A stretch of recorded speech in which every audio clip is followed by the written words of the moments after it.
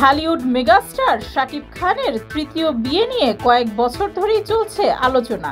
গত বছরের মাঝামাঝি সময়ে এই চর্চা আরো ভারী হয়। জানা গিয়েছিল শাকিবের জন্য চিকিৎসক পাত্রী খুঁজছে তার পরিবার, তবে সেই পাত্রীর পরিচয় এখনো প্রকাশ্যে আসেনি। এরপরেই মূলত আলোচনার সূত্রপাত শুরু হয়। ওই সময় অনেকেই দুয়ে দুয়ে চার মেলাতে গিয়ে শাকিব খানের সঙ্গে নাম জুড়ে দেন চিত্রনায়িকা মিষ্টি জান্নাতের, কারণ ঢাকাই সিনেমার নায়িকাদের মধ্যে তিনিই ডাক্তার। তবে ওই সময় মিষ্টি জান্নাত সরাসরি কিছু না বললেও বিষয়টি নিয়ে কথা বলেছিলেন।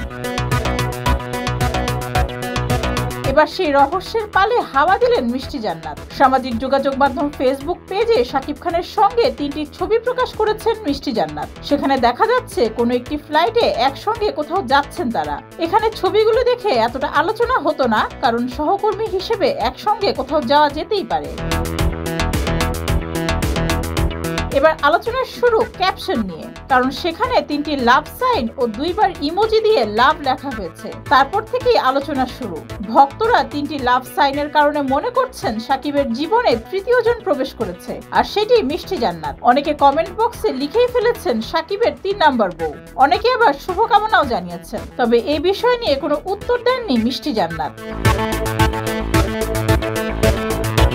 2014 সালে লাভ স্টেশন সিনেমার মাধ্যমে মিষ্টি জান্নাত শুরু করেন তার রূপালী পর্দার ক্যারিয়ার। এরপর নিয়মিত কাজ করছেন সিনেমায়। অভিনেত্রী পরিচয়ের বাইরে মিষ্টি জান্নাত একজন দন্ত চিকিৎসক।